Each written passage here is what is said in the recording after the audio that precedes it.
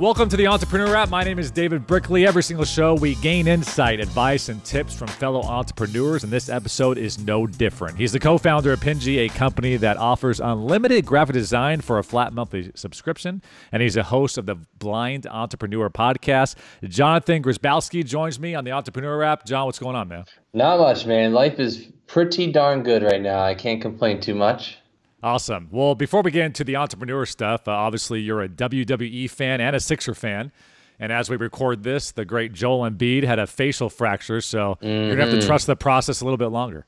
Yeah, that was unfortunate. And of course, it happened to Markelle Fultz, who, if you watched any of the past two games, he was kind of like a klutz on the court. I'm sure a lot of nerves and things like that were going through his body, but I don't see him missing too much. I know they said 2 to 4 weeks, so we'll see. Hopefully he's back by at least like game 3 or 4 in the playoffs.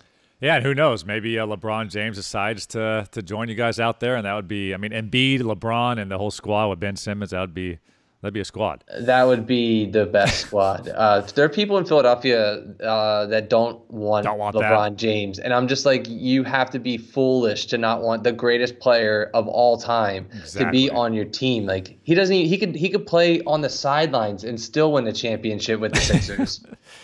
Yeah, by himself, he automatically wins the East no matter who's around him, which is nice to have. And then I'll shoot a fun WWE question towards your way. So 2020, Vince McMahon, who's one of the most brilliant sports entertainment minds out there. I'm sure you agree. But the XFL, do you think he can make it right this time around? It's going to be interesting. I think the NFL, from a marketing perspective, is in a very interesting state. I know they're coming up with and changing the rules a little bit to favor catches. However, they're disfavoring hits. So it's going to be interesting, especially with the way the XFL originally was, if it's actually going to have that same tenacity. But Vince McMahon, you're right on. He's a special guy, very, very intelligent. Right, man. Well, cool. I wanted to jump into your story and tell me a little bit about, I always ask people, did they have that kind of entrepreneurial spirit even younger on when they're in high school and growing up? So if you could take me back a little bit, because now obviously you've owned an agency, now you're at Penji and you're doing some good things over there, super successful. So tell me about when that entrepreneur itch you started to feel that. Yeah, so I'd say very similar to a lot of other entrepreneurs that get that quote-unquote bug. At 14, I started mowing lawns, and I was just mowing lawns at the very, very hottest days of the summer, sweating my butt off. And I remember just making money and putting that money towards like Pokemon cards and Junior Bacon cheeseburgers. Like that's where all the money went to. Junior Bacon cheeseburger. And I haven't had one in a really long time, although I could go for one right about now. Right.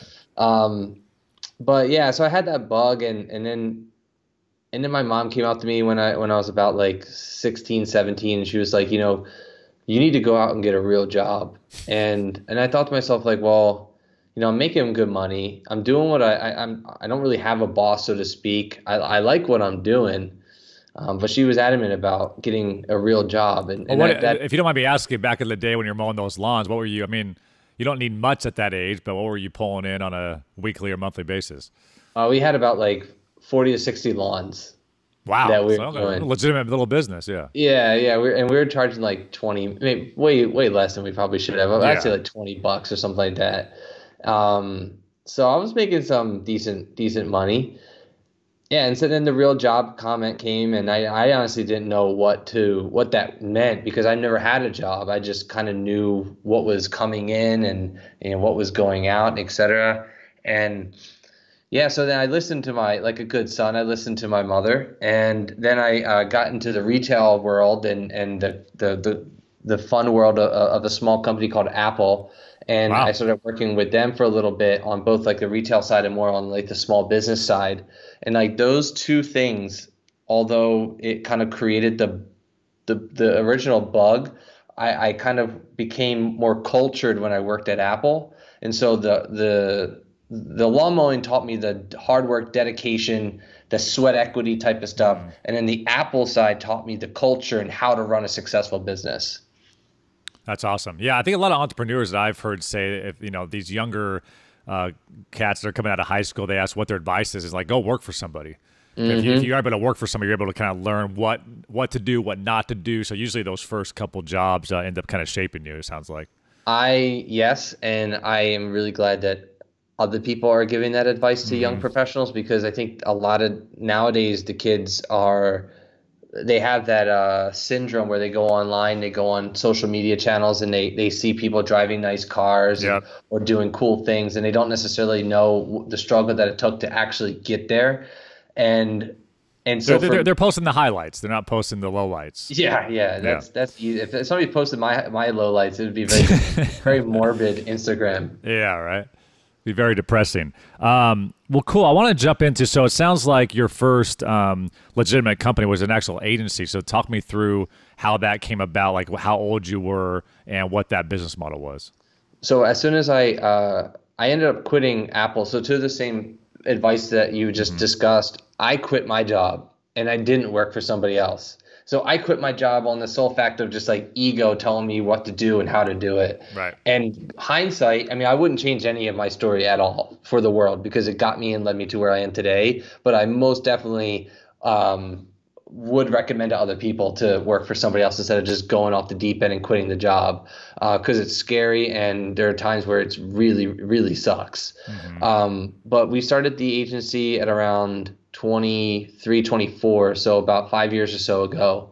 And I'd say there was like a good portion of my entire 20s where I just networked like a beast, and I went to every single networking event on the planet. It could have been like a small mom and pop, could have been a meetup, an Eventbrite, a chamber of I mean, literally anything you could possibly think of. If it had the word networking in it and business in the same sentence, I was there. And that so you did a crash course in the business and networking, essentially. Totally. I just went full all in, and it helped out so much, because I was able to number one, understand my strengths and communicate with people, but it also allowed me to create a really strong network of individuals.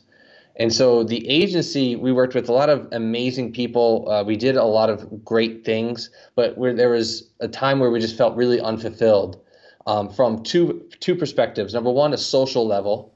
We weren't doing anything socially right for the business. We weren't giving back. We were just very selfish. And take me back real quick to the business model of what the agency actually provided for customers.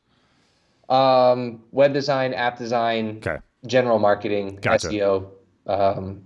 So to that same point, there's the one thing, overwhelming majority of the people that loved what we did, it was our design, right? So we hold on to that, keep that idea into the back of the brain. But we were when we were working with the business, we became a very transactional company, and we're a service-based company. And to any aspect of the business, that transactional company as a service, that is not the right way to do business.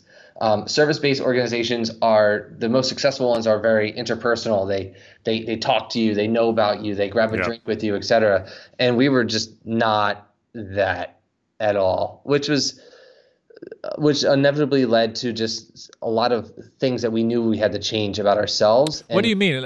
So you mean just from a personal standpoint, you weren't having relationships with your clients and shaking hands and going to dinner? Is that what you mean by the personal connection? Yeah, I just think that like our personalities didn't necessarily fit the agency lifestyle. You were just kind of like a robotic solution to their problems, or kind of an automated? Yeah, Gotcha. I would say that. I mean, to the point, automated, yeah, but like we were very personal people, right? As like people of the company were really fun, but we never hit the mark when it comes to actually going out and talking to people, talking to our customers, the ones that matter the most, right? And so there came a point in time where we were just like, all right, well, the agency world is changing. We're not giving back to our company. We're not giving back to our local community. And like, what can we do to constantly innovate? Because the original idea of the agency that we had was stemmed from inspiration from a famous entrepreneur. And so we were like, let's create an agency. Let's make money. Let's do this. Like, we got this. And Again, that is such a bad way to do business. That is such a terrible way to live your life. It's unfulfilling, and it's just like to go paycheck to just go to the paycheck or to the next customer is not a fun way to live your life. And to actually pat yourself on the back a little bit, though, I know you're beating yourself up on that notion, but I do think sometimes you have to go through that, right? Like you have to get in that agency world, and all you care about is paycheck to paycheck. Then you wake up one day like, wait a second, is this really what I want? So almost I feel like you have to. Nobody can tell you how it's going to be. You almost have to go through that sometimes to kind of figure it out for yourself. There's always a light at the end of the tunnel. So Right. I'm making this dramatic story because it led me to the happiest moment of my entire life. The reason why I wake up in the morning excited and happy, and it's been the creation of what we've been able to do with Penji. It is by far the most important thing that I've personally created. And for the first time in 29 years of my life, I have found my purpose of what I'm supposed to do. So yeah, there was a lot of weird things but figuring myself out and our company out. We were 10 people at the time. And then now we're at an explosive growth of what we experienced. But I want to highlight one story in particular, which was the day before we launched Penji. We were asked a question by the press, and the press asked us, "What are you doing for the city of Camden, New Jersey?" And the answer was nothing, right? And so if you Google Camden, you'll see the not so glamorous. It's no San Diego by any means. It's a very interesting, rough town. There's a lot of things going on, a lot of beliefs and values that are much different than what you and I might uphold. Right. But the next day, when we said no to the answer, we made sure that we wanted to create a socially conscious organization that gave back to the community as well as performed a service. Very cool. Not to get too much in the logistics of it, but did you transition your agency and some of the customers into this new idea, or did you shut the doors and have like this 6-month window where you were kind of figuring stuff out? Like it's fascinating to me kind of that transition and how mentally us as entrepreneurs go through something like that. Yes, there's some uncertainty there, I'm sure, when you make that big leap. Yeah, so we created Penji, probably the idea of Penji, before there was any software, before there was anything. We were selling the service as the agency. Okay. And so we had a decent amount of customers that needed it and that wanted it. We also performed a couple of surveys that inevitably allowed us to create that base that we knew what we were doing. A lot of people wanted and a lot of people needed.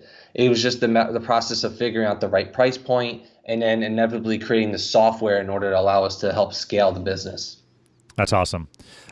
So you go into this new company. You say you're about 23 employees now? I think 25, awesome. 25, 26, if my math serves me correctly. Yeah, right on. And then I'm just curious, you say on your website, unlimited graphic design for a flat rate. It sounds like obviously I can't ask for 14,000 different graphics this month if I'm in your service, but so how do you, from a business standpoint, how do you break that down with that type of like mission statement, if you will? Yeah, so it's like a project to project. So you can have 14,000 projects and requests done at any given time, but we're only going to go on from one to the next to the next. So once the first one's done, we'll move on to the second, and we'll move on to the third. But communication is dependent on you. Our delivery time is guaranteed to be under 48 hours. That's a given. So as long as you are, and a lot of the times it's like a couple of hours, because we always want to be able to be that on-demand design team for the customer. So our time frames are always going to be locked, guaranteed, but a lot of it is going to be on you to communicate back with us, because as long as you're providing feedback, as long as you are telling us what it is that you want done or that you approve it, the faster and the quicker you'll be able to receive more designs for your business. Gotcha. And then do you just staff that all internally, or do you utilize freelancers kind of in different time zones, or how do you make sure that if someone wants something on a Sunday, turn around in a couple hours? I'm sure that's where you have to kind of get into the nitty gritty. Yeah, so we are working on a 24/7, 365 model. We're still not quite there just yet. We're growing towards that model.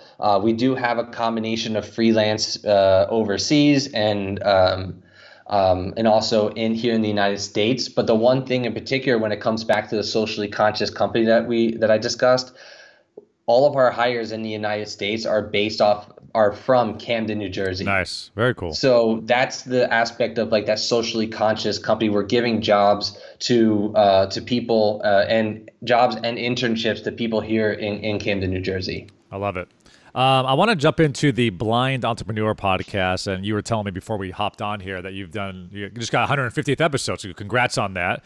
Thank you. I know that takes a lot of, everybody starts podcasts. They say like after the people get up to 3, and then after 3, like 85% of people never record another one. So once you get past that third one, and especially 150, you're probably in the top 1% in that regard. But you've interviewed a lot of top entrepreneurs, and I want to kind of, we saw Tim Ferriss and what he did with, the tribe of mentors and things like that, and be able to kind of tap in and see, I guess, common threads that you have seen as you talk to these entrepreneurs. You said you were very big in the networking and going to a lot of different events. So talk me through some of the different things you've learned through the podcast and some of the things you hear over and over again, whether it's a mentality thing or just a work ethic thing. Yeah, that's actually the first time anybody has ever asked me that type of question. And you would think that would be an easy answer. I think that there's a lot of people that just give that cliche answer of like, just do it, and just go out there and do it. And in particular, I'm not a fan. No offense to the people that have given that aspect, but like, Phil what really Knight. Say again? I said Phil Knight, Nike. Yeah, exactly. Yeah. Well, it's just I'd say the most interesting times that I've gotten the best advice were the people that were very unexpected. Mm-hmm. The people that like I had no idea. I was like, man, this guy, I don't know about this. Like you have that. I'm sure you might have it too. Like maybe this person might be a little interesting. But those were the ones that give it the best advice. I just think that podcasting in general, and I recommend this to everybody. I would love to hear what your thoughts and beliefs are with this, but podcasting to me is so intimate. Like because you and I are having this conversation right now, like I'm never gonna forget you. Like as much as you might want me to forget you, like I'm not, because you are allowing me the access to your platform, and I'm gonna reciprocate and do the same. But like we have a very intimate conversation right now, and it leads to friends. Because I started the podcast because I wanted to cure loneliness of just talking to people, because it's hard to network and it's exhausting to do those things. And I don't go to networking events at all anymore. So this is my form of networking, is this conversation. It's my outlet. Yeah, it's so much fun, and the stories and the people that you meet, it can really help your business, because I created it for a selfish purpose. So like, what are your thoughts on the podcasting world? Yeah, I think, for me, it's definitely about, expanding your network. But yeah, at the end of the day, I think, being able to have a conversation. I'm a journalism major, go Aztecs, San Diego State. But so I got into Fox Sports Radio as a producer. I wanted to be on the sidelines and interview people. And I find myself sometimes at a dinner, I want to kind of interview. I want to ask you about Penji and how you got started and how your failures. And that's not, if you and I went to dinner for the first time we met, I feel like that's a little inappropriate. But in a podcast environment, I think when it provides value to the listener, maybe you're more open to that. So I think to your point about the intimacy of it, it allows me to ask those selfish questions like you mentioned, and be able to get value for myself first, but then also obviously the listener, I think, gets a ton of value out of it. So I love how it unlocks that ability to ask some of those, get a lot deeper than just that surface level stuff. You and I would have been talking about Joel Embiid and the Sixers for 60 for minutes. An hour. Yeah, and then we would have had a follow up, and maybe we felt comfortable. Then we get into like, well, tell me about your failure. Tell me about how the community in Camden. So it's cool that stuff opens up in an environment like this. 100. I've asked questions where I don't think people have been able to, like, they're like, wow, okay. I've never heard that before. I've never been asked that. Like the same question that you asked me, you couldn't ask that on a dinner date. You know, like there's no freaking way you could do that.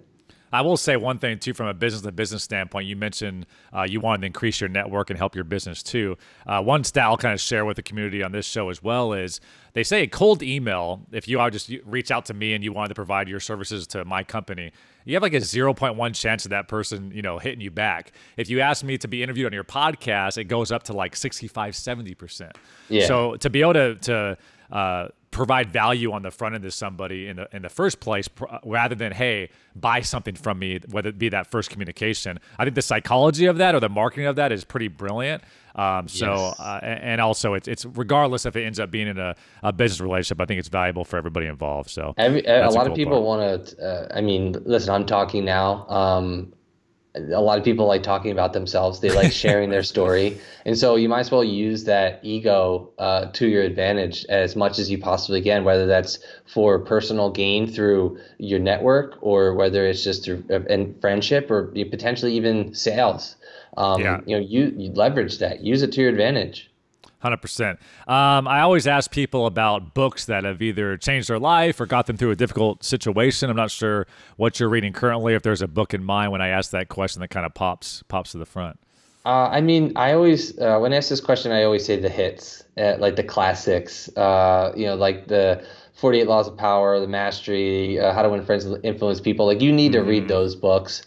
But yeah, you're right. I feel like there's like 15 to 20 books that every business owner, like, it should be, business ownership 101 type deal. You need to read the classics. Just get those out of the way or early on, and then just continue reading them because there's so much information. But I want to actually share an interesting story because I think books kind of come full circle. Actually, maybe two. So number one, I've stopped reading articles on just like on my news feed because a lot of times when I'm on my newsfeed, I'm scrolling through Facebook or whatever other social platform. It's really easy to be triggered by something emotionally because it's something that hits your business, right? So I'd recommend be careful when reading those types of stuff because you can go into a rabbit hole and you're receiving information from people that you don't necessarily know. And you don't know how trusted they are. They could have just paid for that particular spot in a major publication. So dig a little bit deeper there. Give me an example, maybe, because you probably caught yourself doing something and maybe it made you feel a certain way. I've read articles too, like why agencies are going away in the 2020, and it kind of puts you in a bad mood. Like, wait a second, So was there a specific moment that you're like, all right, I'm kind of done reading these, quick articles on a daily basis? The popular entrepreneurs that are constantly providing value by putting video out there into the universe. And so like when you start following those particular individuals more than focusing on your business, I think that could be extremely harsh and you're actually hurting yourself more than you are your actual business. So I make the recommendation, if you're going to read something, just make sure it's edited, whether it's like a podcast like this, obviously this is an edited podcast. You've vetted the professional beforehand. A book is edited numerous times in order before his publication. So like those types of things, like maybe you look out for the people, or if you're reading an article, just do some research beforehand you read the article to make sure that person is an accredited individual. I think it's funny you mentioned that. I think there's a problem in this in our industry or this entrepreneur sector, especially on social media with Instagram. We talk about this a lot on the show.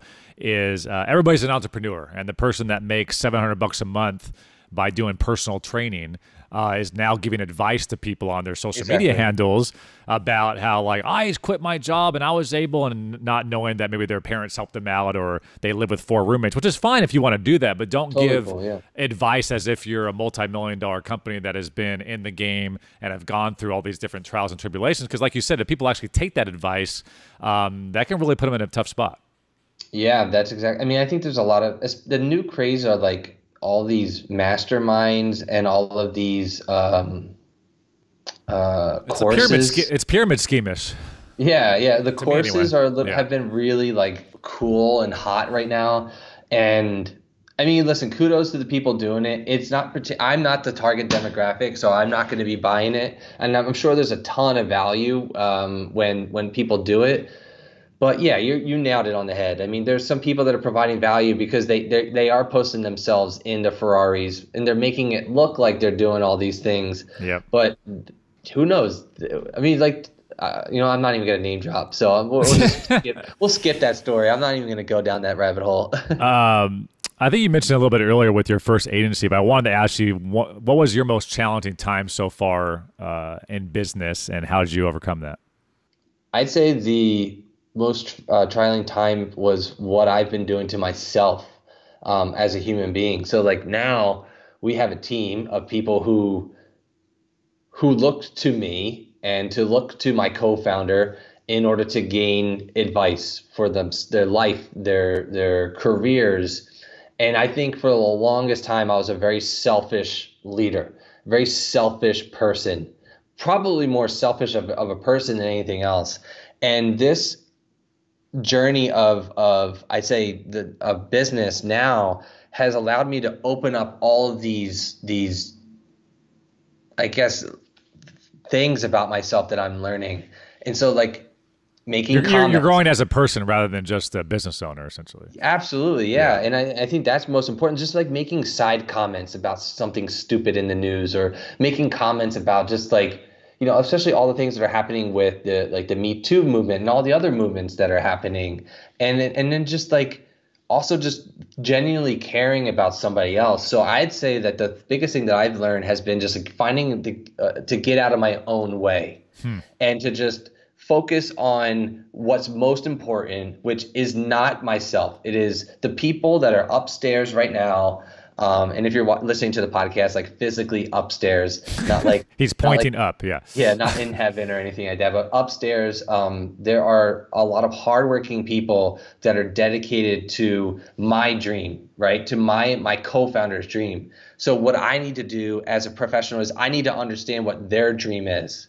And so by me understanding what their dream is, it may not be, it could be that they want to open up their own business one day. It could be that they want to just be financially stable or get healthcare in order to provide for their family. I mean, whatever it is, like you need to learn more about your team in order for them to help you achieve your dream. And I think that's the most important thing that I've learned.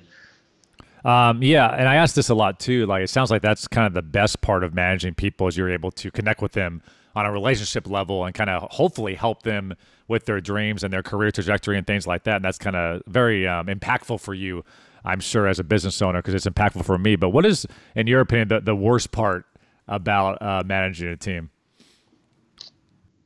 I'd say just the time constraints, because you're constantly like the minute you're free and you're doing something, you start. People are like, "All right, so question." The got a minute questions. Got a minute questions. Yeah. Got a minute. I love that. Got a minute. That's probably the worst aspect, because like I'll get done my day, and I'm like, crap, man. Like I still have 10 things that I need to get done. Yeah, I'm with you. I don't know about you and maybe how you hack your day, but some of my best work comes from 10 p.m. to 1 a.m. at night.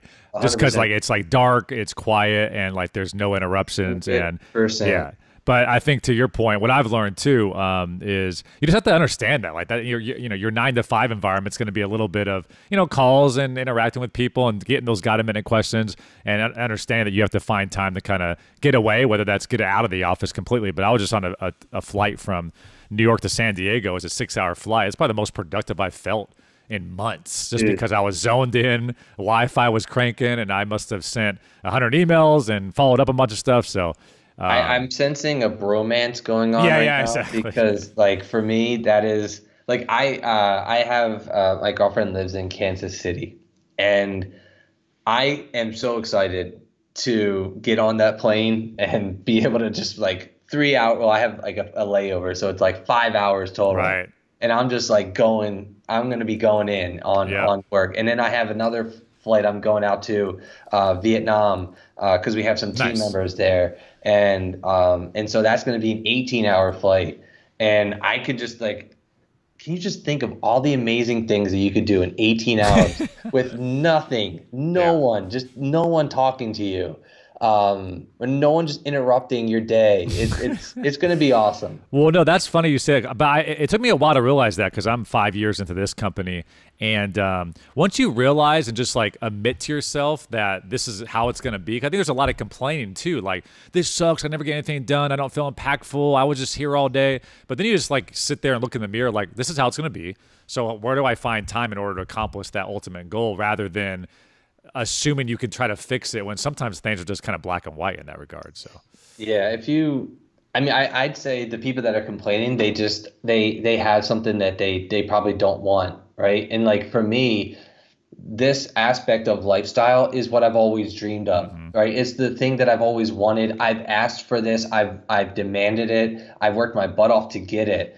That's what I want. I mean, some people may also just like to have the solopreneur aspect of just one man band, and that's totally respectable and fine. But you know what? Like, I don't like it. Sucks, yes, but at times it sucks. But I wouldn't change it for the world. Yeah, awesome.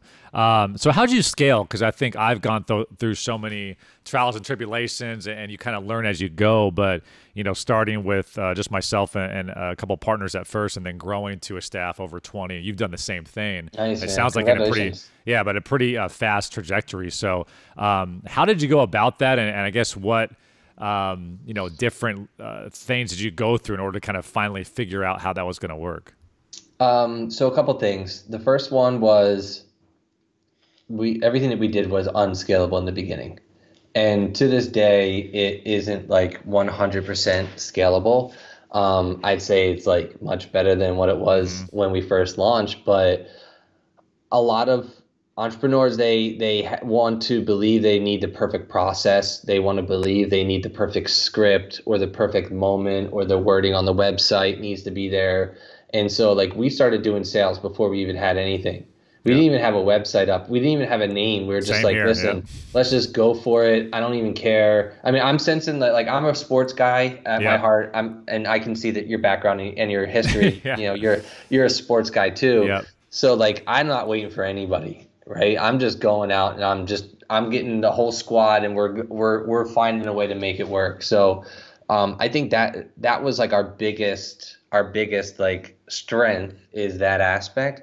But then more importantly than that, to make it scalable is tracking the data. So now more so than ever before, we're tracking everything. How many phone calls are you taking? How many emails are you doing? Where is the data coming from? If the data is coming, or if the customer is coming from your network, well, we need to be investing more money into the network piece of things. Well, what about this? I mean, there's so many things, but we're tracking every aspect, every little detail. So that was the one thing, is just like knowing your data, knowing your company. That's probably most important. We did cold calls. We did in the very beginning, we did cold calls. We don't do that anymore. We do cold email. That's something that is a very strong strategy to this date. Yeah, same here. Sequences is really important too, making sure that if it's a customized thing, that they get the second, third, and fourth, because the follow-up is the most important process. I'm just this is a selfish question too. Where do you stop in a cold email? After the fourth follow-up? Do you send a written note after the fifth? Like, have you broke it down in terms of how much you'll attack somebody? I'd say like 4 or 5. Yeah. Yeah, so it's a balance, right? Because you don't want to annoy the hell out of somebody, or be a spam. You don't want to spam them, but you also do want to give them an opportunity to take advantage of a good service if you're offering it. Well, I would even go a step further and say don't underestimate the cold direct email. No, man, that's been a whole company built on that. So I'm with you. Oh, really? Yeah. So just 100%. like what? Hey, do you want to buy this? Yes or no? I mean, researching who the point of contact is, or asking people who's the best point of contact for X. Gotcha. And we've been able to work with some of the biggest brands and NFL teams and things, just by reaching out saying, hey, we provide a cool product, would love to hop on a call and introduce it. And once we started having a few case studies, and they were able to click around and make sure we were legitimate, it was amazing how many people would say, sure, I'll hop on a quick call, and then the rest is history type deal. So that's interesting. That's a lot of value. What you just said there is, hey, we have a cool product. We think we can help. Can we help? Right. I never thought of it personally. I never thought of it that way. But that's an interesting way to structure an email. I'm gonna take that. Yeah, I mean, I think I've been trying to find a way. Like, I'm kind of geek out with the psychological aspect of it, because I think if it's too robotic, just find a way to humanize it a little bit. Like, I'm trying to. It looks like you may have a need here. We provide that need. Is there any way we can connect down the road when you have some time type deal? So, but I've been blown away by the cold email approach, but I'm trying to get it more, and I'm sure you're trying to look at the data too, the second email, the third email, the fourth email. Should we throw a call in there? Should we maybe give a very small gift just to remind them? Because I think a lot of times you do this too. I archive all the sales emails that I get, because there's so many software companies and different CMS companies that are hitting me up all the time. And very rarely do they get my attention. When they do get my attention, I send it to my salespeople. Like, for whatever reason, this got my attention, so let's try to learn from this and maybe incorporate it. So it's a constant, and I'm sure you agree. It's a constant evolution, and you're moving and trying to figure out what that perfect recipe is. Yeah, you have to be quick on your feet. You have to, what is it? I'm trying to make a boxing reference of the sweet science behind Exactly. boxing. You have to just be able to bob and weave and be able to shift the direction, but not necessarily the entire game plan, but just be able Right. to shift your feet just ever so slightly, and to make sure that it connects, because it takes time in order to do it. And then how long have you guys been Penji? How long have you guys been in operation? October 21st, 2017 was the first Oh day that it wow, launched. it's relatively new. Yeah, so we were able to get 200 clients in about in a little around 3 to 4 months. Yeah, and you were able to parlay all that knowledge and all that trial and error from the previous agency as well to kind of double down on that knowledge a little bit. There's a combination of that. There's a combination of using the existing network. As mentioned before, we talked to our customers in our survey and surveyed, say, hey, if we build something like this, will you buy it? The short answer was yes, we will. Nice. Some of them came to become customers, and some of them just didn't, and that's totally fine. Advertisements are something too that we also worked on, that's still working to this day. It's just like a combination of, like, I hope somebody listening right here isn't like writing their note on their notepad and being like, all right, well, he did this and he did that, and I need to do that too. It's just the overarching theme of everything that we ever did was consistent. Like, we were very consistent with everything that we did. And if it didn't work, we fine-tuned it. We didn't just stop it. And I'd say that is, like, whatever it is, IT, like whatever it is, you need to figure out what it is for your company and just do that. For us, it was those processes, but it could be something completely different for you. And I think I'm always fascinated with these people that start a company and 3 years later they're at 800 employees. I mean, maybe my mental fortitude isn't at that level. I don't know how you scale a company at that scale. I guess a lot of that has to do with venture capital, and you just kind of like, hey, anybody that breathes, let's bring them in and see if they work type deal. And maybe it's just more of a numbers game. But even to get to where we're at now, I mean, we never trained people. We would hire people and stick them in the corner for 2 weeks. We would have no job descriptions. People were promoted to creative director with no KPIs or they didn't have to ever show anything or what they were doing as that director. So just trial and error, like, wait a second, going to a conference, talking to someone like yourself and saying, why don't we have job descriptions for every job in our company? Let's probably do that this month. And then you dig into it. But that took me, I'll be honest, it took me maybe a lot longer than the average person, or I don't know, but it's a lot of trial and error in the first couple of years to figure out what you actually need to do and what takes priority. Oh yeah, absolutely. I mean, still to this day, the product or the job descriptions are probably not as good as they should be. Yeah. But you know, I don't know. I'm not one to really worry about that type of stuff. I'd rather focus on the customer experience and how can we help people, how can we serve people. I think that's like my everything. I mean, I don't know. Maybe I'm just naive to not think that way. I'm sure somebody else would argue like, you need to worry about it, and that's cool, but that's just not.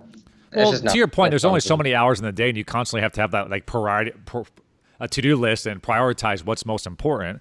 So if you're coming up on a big Q3 number, you need to bring some money into the company. Well, you probably can't dig in for 16 hours on the job descriptions for your sales department. You probably need to focus on that, and then when you get some time. So I do think from what you said, too, it sounds like you just have to be consistent and know that nothing's ever going to be perfect. You're always going to have to adjust and evolve and try this email strategy and then totally get rid of it and try a new email strategy. And I think a lot of people, when that first thing doesn't work, I don't know who said it. Mark Cuban, I think, like every no gets me closer to a yes. And when he said that, I'm like, that's brilliant, because you just keep on moving, keep on being consistent, and it eventually works out. So to that exact point, you mentioned about like how the companies are able to go from like 0 to like 800 customer or 800 employees or whatever. I was actually thinking about this earlier today because I got on a phone call with a relatively influential individual, and I was just thinking to myself, like, if this person promoted our product to their network of people, I mean, us living in like the e-com, like not SaaS, but like service as a service business, service as software business. Like if that one person just threw the name out there, even just once within their network, like, could you imagine what that person could bring to the table and do in order to help your business grow? Yeah. And like that wouldn't happen unless you do what you just suggested. Is every time you hear those no's and they come to fruition as a yes. But I think that's how people are growing it. They just get that opportunity, and they know themselves, they know their business, and they just completely kill it in that aspect once they have that opportunity. Very short-term memory loss almost. I've heard that a lot too. It's just like if something happens and it's not your way, you have to move on to the next one and not remember. If you get knocked out as a boxer, to your previous analogy, Yeah. you got to go to your next fight, and it can't be in the back of your head. And that's what happens a lot with fighters in the UFC and boxing is they get that one knockout. They're never the same again because now they don't have that invincibility. So as an entrepreneur, it sounds like you agree that you kind of have to have that invincibility cloak for every single task you have. Markelle Fultz is a perfect example. I'm a big Sixers guy, and do you know anything about Markelle Fultz? I know that his jump shot was completely broken for quite a bit of time after being selected #1 overall, and it was all psyche. Like there were reports that he was like good for a long time, and then Brett Brown was good. Like, he was the #1 pick in the draft. Yeah, he was phenomenal. Yeah. Well, Brett Brown said something like, who's the Sixers coach, and he was like, "Yeah, we're not really waiting on like." It's up to him. Like he's good. He's clear. He's been cleared. It's up to him to do it. And then that mentality, like he lost his shot. That's psychology. That's weird. Like and what did that do? That completely destroyed the first year of his career. Yeah. And so short-term memory loss, absolutely, 100% you need it. So who inspires you in business? That is a really good question, and I wish I had a legitimate answer. Like I don't have one person. I think a lot of people would say like the Elon Musks, the Steve Jobs, but like honestly, the people, and this is gonna sound really cheesy, but the people that are upstairs right now, like they are the ones that are the team at Penji. They're the ones that really inspire me because it gives me an opportunity to like #1 interact and just have fun. I love what I do every single day. I absolutely love it. But I'm not that type of person that just needs that person to inspire. I'm just not that guy. But I really feed off of energy. I feed off of vibe. So like with you, like I know you're putting out good stuff, and so like I could feel like even though we're on different ends of the country. Like I could feel it and your positive vibe. And then I can go upstairs and like, I remember somebody came out of lunch and this was today. Somebody came out of lunch and like, they had this negative energy around them. And I sit like very closely to that person. And I was just like, you know what? Like, damn, like, I don't know what it is over in that corner, but like, you can feel it. Something's happening over there. And so like, that's really my psyche. So I'm more so I steal. I'm a thief. I steal energy from other people. Yeah. No, I like that. I think if you have a company and you have, a ton of employees, you have to kind of geek out over the fact that you're either helping somebody with their career trajectory, you're inspiring some type of happiness into them. I think when I walk in the office and people are laughing or they're, we work in sports and entertainment. So when we're working a UFC event and my account manager sees a knockout and he yells as a fan, but he's also working the event, makes you feel good. It's like I was able to start a company and give this guy an opportunity to work in a place that he really enjoys or exactly. It doesn't feel like work to him sometimes type deal. So do you guys watch sports a lot like while you guys are working? Yeah, we have like a wall of TVs. So we got our start doing kind of like live coverage of sporting events. So one of our first accounts we did was March Madness, believe it or not. Nice. So 16 games in one day, as you know, in the beginning of those tournaments. So we've always had to kind of have that war room mentality to do live coverage and cut highlights and the whole deal. So we're big sports guys and girls over here. Favorite quote? I'm putting you on the spot here. No, that's fine. There's a poem by Robert Frost, and it's just kind of the definition of like what I live my life on, and you can read the whole thing. And I forget, but it's like two roads diverged, and I took the one less traveled. And I think that's just like the definition of my life. Like there's always paths. There's always ways that you can go about situations and live your life. But I feel like my entire life, I've always taken the one that has been less traveled. And I've been able to reap the benefits, both physically, psychologically wise, and financially by just taking that less traveled road. Give me a sense if we'll get like real inside baseball for business owners, but has there been a tool or particular tools that you use on a daily basis that's really increased your efficiency inside the office or just been a game changer? What comes to mind when I ask that? Penji, no. Yeah, right. No, I'm kidding. That was a shameless plug. I'd say in the beginning it was Trello. Which is like content management system, right? Or project management? Yeah, a project management system. Trello was really big. Still is to some of the web development that we still technically do, even though we're phasing that business out. Google Sheets is always there. I think is really really important, and I think the any of the Google tools is important because you have to know how to use them. Right. And you have to have a really good organizational structure. So I'd recommend that if you are going down Google Drive and all that stuff, like you need to have like a scalable, like anything where you can plug somebody else in and they get it. Like you can't just have like your own little management system. Like you need to be able to send a link and then like they can, oh, okay, this is what I'm supposed to do. And then now I'd say HubSpot has been pretty cool. Just for a CRM perspective. We started using them. Yeah, we're excited. Yeah, that one's cool. I mean, we're not using any of the pro stuff, although like we probably will be very soon. But they're pretty smart. They know their stuff. Yeah, and then anything come to mind when I say, I know this is like a term used too much in our space, but when you talk about hacking your day, I always try to find ways to be more efficient. I'm kind of obsessed with efficiency. I'll give you an example on my standpoint that may kind of inspire you for an example. But when we finally hired our first assistant, every time we would have somebody like, hey, let's hop on a call or let's schedule something, I would just start passing that to my assistant, like, hey, I'm going to have so-and-so schedule the meeting, looking forward to it. And that was kind of out of my life because I think a lot of people, you'll spend 2 or 3 hours a day just trying to find a right time to meet with somebody. So that was one little like technique that I used. I was like, oh my God, I'm saving like 9-10 hours a week just by not having to schedule meetings anymore. So anything that you've done on your end recently that's kind of been able to hack your day and make you more efficient and let you focus on the big picture stuff? I mean, based off of the way you answered it, I've said no a lot more. Yeah, that's a big one.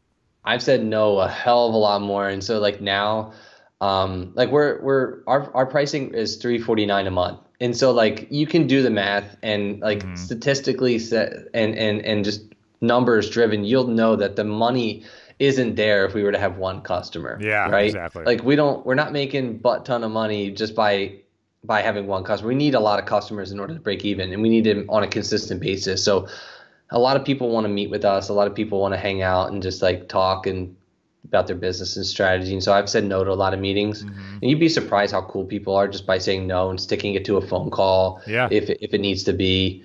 I think you're looking at the cost benefit analysis of bringing on a $349 client and flying out to New York to take them to, like, it just doesn't make sense because now that whole first year is pretty much break even because you flew out to New York type deal. Exactly. Yeah. I think there's a lot could be said on a phone call or like a Skype call like this. I think that's really important. I mean, I can give you some life hacks that have helped me have an open mind, if that's okay. Yeah, no, absolutely. Anything. I think it's all good stuff. I think my workout regimen is key. I think my diet is also really important. I kind of like 60-40 vegetarian versus meat. And I just think like there was a point in time where I was 100% vegetarian for a couple months, and I just found out that it wasn't healthy for me personally. Yep. But that was really big. Meditation, like I know that they're like really basic stuff, but I don't know, man. Like once I was like, everybody keeps talking to me about healthy eating, and I've always been relatively healthy. And then like meditation, like why are people doing it? And then you do it and you're like I meditated this morning after a couple of weeks of not doing it. And I get these, I don't know about you, but when I look at a computer screen, my head gets really hot. And so I'm just like constantly on overdrive. Like my modem is just like the fans don't kick on as quickly as and I think you mentioned you listened to our last podcast with Rob Dube, who kind of is all about meditation, has a book coming out. Yeah. But I talked to him about this too. Like I get so mentally exhausted that it's not a headache. It's like a pain in the front of your head Yes. because you've thought through too many scenarios and you've talked too much that day and Yes. you've tried to problem solve for 10 straight hours. And it's you just end up going home and turn on a podcast or whatever and just staring at a wall for an hour because you're just Yes. dead mentally. So I think Absolutely. meditation, I'm sure, helps in that. Yep. Yeah, you're exactly right. Yeah. And then from the work-life balance, I think this is something I get irritated at because there's a lot of articles and a lot of BS in my opinion about this particular subject in our space as entrepreneurs. But how have you dealt with that, and how have you kind of rationalized the work-life balance? Because to be successful like yourself, you do have to grind, you do have to roll your sleeves up, you do have to work 20 days in a row sometimes. But how have you set that structure personally? Well, I say I don't have the perfect balance, and I don't think I'm anywhere close to it. But I do. What I can say I'm proud of is I do have really great pockets of time that I give myself. Like I don't need a whole day. The way my brain works is like I don't like days off, and I kind of get weird when I have a day off and not doing. Like I'm constantly. I've been doing it for You a feel while. unproductive, yeah. Yeah, and I do have lazy days. I will admit that. Especially like a Saturday morning, I'll have a relatively lazy day. But yeah, I'd say I do find my time for myself, as mentioned, at the gym. I like to cook. Those are really important. I'd say those collectively has been like the main balance. I like wine. I used to be a big beer guy, but now I'm into wine. So Okay. I've been educating myself on something like that. And if you ever need some wine suggestions, I just think wine it makes the world go around. There's so many. For sure. I don't know. Do you like wine or beer or what? I'm not a connoisseur like yourself, but yeah, obviously love me some red wine. Yeah, like do you know the factors of what goes into a bottle of wine? Like Yeah.